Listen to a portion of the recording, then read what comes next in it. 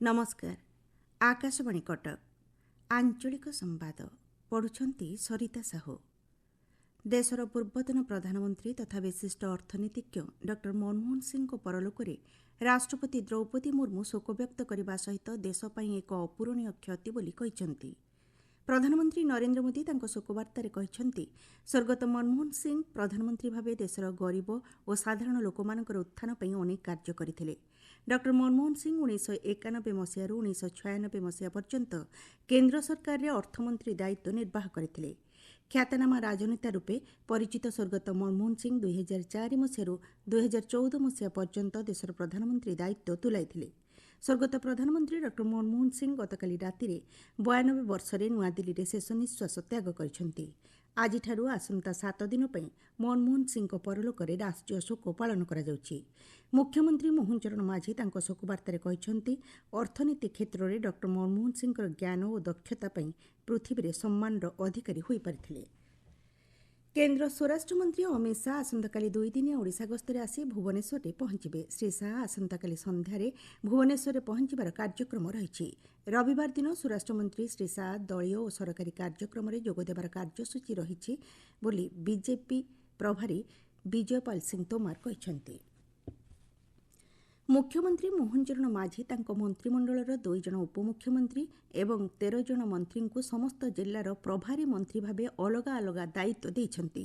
उपमुख्यमंत्री कनकवर्धन सिंहदेव को कटक एवं जगतसिंहपुर जिल्लार प्रभारी मंत्री दायित्व दिया जायथिबा बेले उपमुख्यमंत्री प्रभाती परिडा को बालेश्वर एवं भद्रक जिल्लार दायित्व दिया जायछि।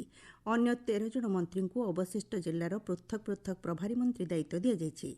प्रभारी मंत्री मानकर जिल्लार दायित्व को मुख्यमंत्री श्री माझी अनुध्यान करिवे। पुरी श्रीमंदिर में श्रद्धालु मानकर सुरक्षित एवं सुविधा दर्शन पर आसंता जनवरी मास 20 रु 22 तारिख मध्य धाड़ी दर्शन पूर्णांग भाव लागू कराजिबो बोली आईन मंत्री पृथ्वीराज हरिचंदन कहते। आसंता कालीठारू श्रीमंदिर में परीक्षामूलक भाव धाड़ी दर्शन व्यवस्था आरंभ कराजिबा पई दिन धार्य होइतिला। ए संपर्क में आईन मंत्री श्री हरिचंदन कहते हाईएस्ट पीक रे तेणुकर से समय रे मते ठीक लगुनी से कथाटा हवाटा ठीक हबो बोली से दृष्टिकोण को आखि आगे रखी आज टेम्पल एडमिनिस्ट्रेशन रो समस्त ऑफिसर्स चीफ एडमिनिस्ट्रेटर आरंभ करिकी कलेक्टर एसपी पर्यंत आईन विभाग अफिसर माने समस्तंकर उपस्थिति रे आज गोटे जो सकाळे मुख्य शासन सचिव मनोज आहुजांकर अध्यक्षतार गतकाली अदिनिया वर्षा जनित फसल क्षयक्षति को नहीं एक उच्चस्तरीय बैठक करा जायछि। बैठक में सब जिल्लार जिल्लापाल माने जोग देइथिले। प्रधानमंत्री फसल बीमा योजना रे पंजीकृत चाषी मानकु बीमा सहायता पाइबा पई 3 दिन मध्यरे क्षयक्षतिर सूचना देबाकू निर्देश दिया जायछि। लगाण वर्षा जोगु धान फसलर क्षति को आकलन करने गंजाम जिला भंजनगर अंचल में गतकालीठारू प्रक्रिया आरंभ होइछि। राजस्व कृषि विभाग अधिकारी माने विभिन्न ग्राम को जाई क्षयक्षति आकलन करी तथ्य संग्रह करुछंती। रायगड़ा जिल्लार गणपर्व चैती लोक महोत्सव गतकाली उद्घाटित हो जाइछि। जिल्लार अधिष्ठात्री देवी मां मझी घरियाणी मंदिर प्रांगणरू चैती मशाल एवं कलश यात्रा आरंभ होई सहरर विभिन्न स्थान परिक्रमा करिथिला। पंचायतराज मंत्री रविनारायण नायकों समेत रायगड़ा एवं गुणपुर विधायक शोभायात्रा सामिल थिले। राउरकेला बिरसा मुंडा हॉकी स्टाडियम ठारे आसंता कालीठारू हॉकी इंडिया लीग 2024-25 खेलाजिबो। 2टी पर्याୟରେ मैच खेलाजिबो। प्रथम पर्याୟରେ आसंता कालीठारू जनवरी मास 18 तारिख पर्यंत एवं द्वितीय पर्याय जनवरी मास 19 तारिख ठारू खेलाजिबो। जनवरी मास 31 तारिख रे सेमीफाइनल मैच गुड़िक आरंभ हेबो। फाइनल मैच फेब्रुआरी मास 1 तारिख रे खेलाजिबो।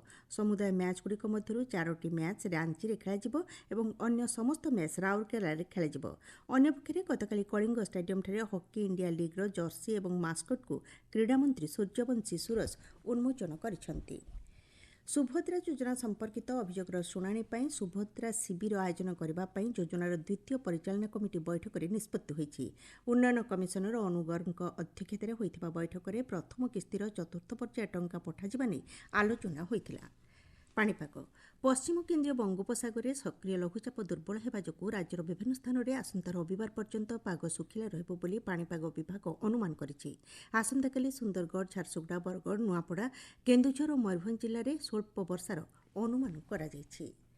आंचलिक संवाद बर्तमान पे एतिकरे शेष होला। परवर्ती संवाद आपण माने सुनि परिबे दिन 2टा 32 मिनिट रे।